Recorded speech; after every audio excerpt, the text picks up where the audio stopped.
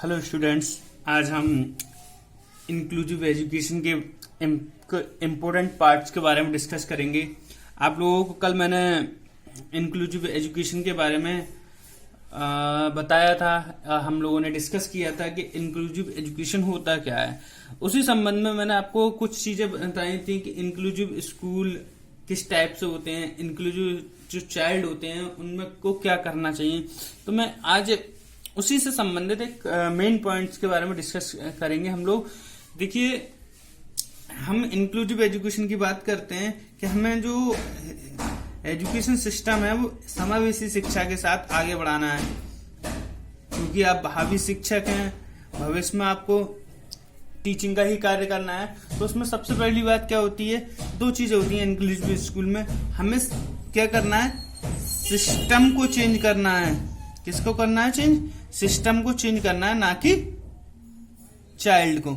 हमें system change करना है, ना कि चाइल्ड। हमें इस तरीके से टीचिंग करनी है कि जो बच्चा कुछ लर्निंग डिसेबिलिटी रखता हो, जिसे कहते हैं अधिगम विकार, उनको ध्यान में रखकर उनको सामान्य बच्चों की तरह टीच करना ही क्या कहलाएगा, हमारा इंक्लूसिव एजुकेशन।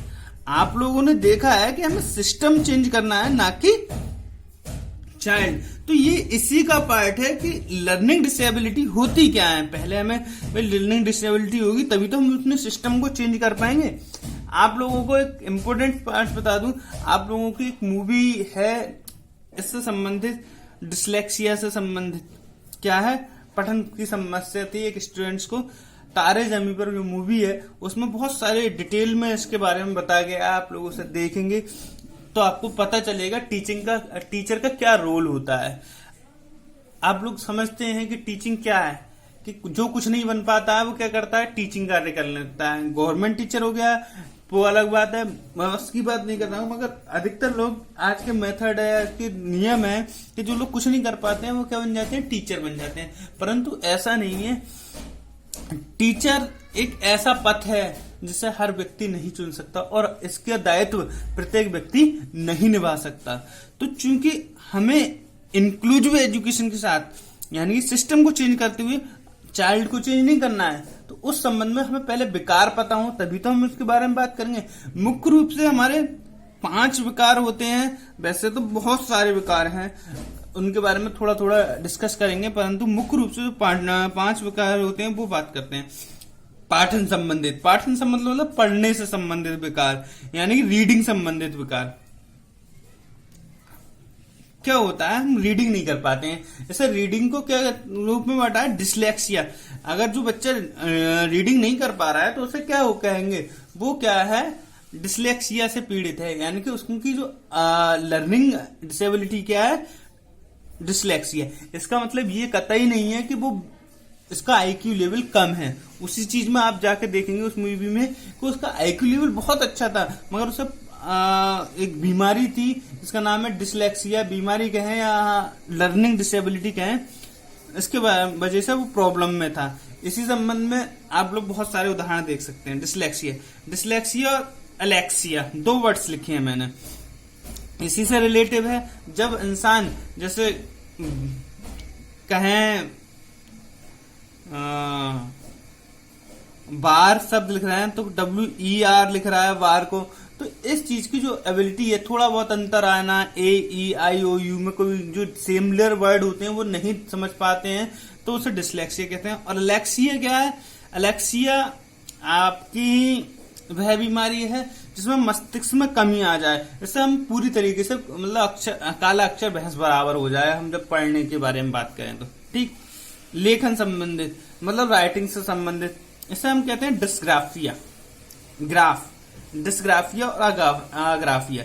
डिस्ग्राफिया में हम थोड़ा बहुत लिख पाते हैं और थोड़ा बहुत नहीं लिख पाते हैं। जैसे कभी कभी क्या होता है, डिस्ग्राफिया में क्या होता है, हमसे आप लोगों ने कुछ भी देखा होगा, जैसे आप लोगों को कोई लेक्चर है, कोई टीचर है बोल बोल कर आपको लिखवा रहा है, अपना लेक्चर लेने के बाद आपको क्या कर रहा है, नोट्स तैयार करा रहा है, आपको बोल रहा है कि ये लिखना है। तो कुछ बच्चे तो बहुत फटाफट लिख लेते हैं और कुछ बच्चे नहीं लिख पाते हैं। तो अधिकतर बच्चे आप में से मैं अगर हम वो करें मतलब इसका सर्वे करें तो हमें पता चलेगा लगभग 70% स्टूडेंट्स डिस्ग्राफिया के से पीड़ित हैं, क्योंकि उन्हें जब कठिन वर्ड आता है तो वो रुक जाते हैं, उन्हें नहीं लिखने मिलता है। आग्राफिया बिल्कुल सेम है, जैसे इसमें थोड़ा बहुत नहीं लिख पाते हैं, बिल्कुल इसमें बहुत सारी चीजें नहीं लिख पाते हैं। उसके बाद आ जाती है वाक् क्षमता, यानी बोलने से संबंधित, मतलब अपने आप को बोलकर प्रेजेंट ना कर पाना। तो इसे हम क्या कहते हैं, डिस्फेजिया।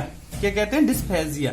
डिस्फेजिया में हम खुद को प्रस्तुत नहीं कर पाते हैं। जैसे हमें कोई बात करनी है, आप लोग देखते हैं कि छोटे छोटे बच्चे या अधिकतर जो मतलब बड़े भी हो जाते हैं तो वो क्या करते हैं, अपने आप को मतलब प्रेजेंट नहीं कर पाते हैं। जैसे कुछ चीज पूछना है आपको, मान लो कोई चीज टॉपिक समझ में नहीं आया और उस टॉपिक पर आप पूछना चाह रहे हैं तो आप अपने आप को प्रेजेंट नहीं कर पा रहे हैं, तो वो चीज भी आपकी क्या कहलाती है, डिस्फेजिया।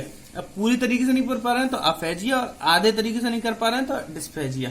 क्लियर। जैसे हम कभी इस चीज का तो बहुत सारे लोग शिकार होते हैं। जैसे मान लीजिए आपकी मीटिंग, आप एक स्टूडेंट्स हैं, आप अपने दोस्तों से बहुत अच्छी तरीके से प्रेजेंट कर पाते हैं, अपने टीचर से उतना अच्छा नहीं कर पाते हैं, अपने क्लास टीचर से उतना अच्छा नहीं कर पाते हैं, उसके बाद अपने प्रिंसिपल से इतना अच्छा नहीं कर पाते हैं, अपने आप को प्रस्तुत नहीं कर पाते हैं, तो ये डिस्फेजिया हो जाती है। उसके बाद आती है डिस्कैलकुलेशिया, यानी कि गणित संबंधित विकारों को कहते हैं डिस्कैलकुलेशिया।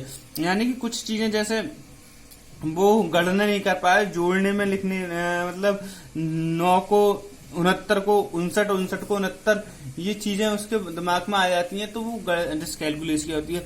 अफेजिया क्या होती है, अफेकैलकुलेशिया। अफेकैलकुलेशिया कौन सी होती है, जिसमें बिल्कुल तरीके से वो चाहे वर्बल रूप से, मौखिक रूप से समझ नहीं पा रहा है, और न ही रेखा के रूप में, और न ही वो चिन्हों को समझ पा रहा है, न क्या प्लस है क्या माइनस है, इस चीज को भी नहीं समझ पा रहा है, तो वो क्या हो जाती है, डिस्कैलकुलेशिया। क्लियर। उसके बाद लास्ट है हमारा मतलब 5 मुख्य बताई थी मैंने, डिसलेक्सिया, डिस्ग्राफिया, डिस्फेजिया और डिस्कैलकुलेशिया, और एक है डिस्प्रैक्सिया। यानी कि प्रैक्सिया मतलब अपने आप के जो चित्र वगैरह होते हैं वो हम नहीं लिख पाते हैं, चित्रांकन नहीं कर पाते हैं, तो जिससे क्या कहते हैं, डिस्प्रैक्सिया। फैक्सिया में हम क्या करते हैं, अपने आप को मतलब बोलकर प्रेजेंट नहीं कर पाते हैं, और हम कभी कभी ना ही लिखकर, ना चित्र द्वारा, ना किसी और के माध्यम से प्रेजेंट नहीं कर पाते हैं, तो डिस्प्रैक्सिया कहलाती है। क्लियर। ये 5 हैं मुख्य रूप से। आपके सीटेट, यूपीटेट वगैरह में से एक न एक जरूर विकार पूछा जाता है, बाकी और होंगे वो उनके बारे में आपको हल्के हल्के रूप में बता देता हूं, जिसमें से डिसऑर्थोग्राफिया, वर्तनी संबंधित, डिसस्थेपिया, गंभीर तनाव, डिसमोर्फिया मतलब अपने आप के कम समझना दूसरे से, किसी को दूसरे को सुंदर समझना और दूसरे को लंबा समझना, तगड़ा समझना, डर लगना, उससे तो डिसमोर्फिया होती है। एफेक्सिया, भाषा संबंधी संप्रेषण नहीं कर पाना। डिस्फेजिया रोग के कारण हो जाती है। बुलिमिया, भोजन ग्रहण प्रस्तुति संबंधी होती है, यानी भोजन नहीं कर पाते हैं सही करके, किससे चम्मच से खानी है। और ये प्रोजेरिया, कम आयु में वृद्ध दिखना। इस प्रोजेरिया मतलब आप लोगों ने एक मूवी देखी होगी पा, जिसमें मतलब अमिताभ बच्चन बहुत कम उम्र में बूढ़ा दिखने लगता है, तो प्रोजिया है। और डिसमेनिया, इसमें तर्क नहीं कर पाता है students. Thank you very much.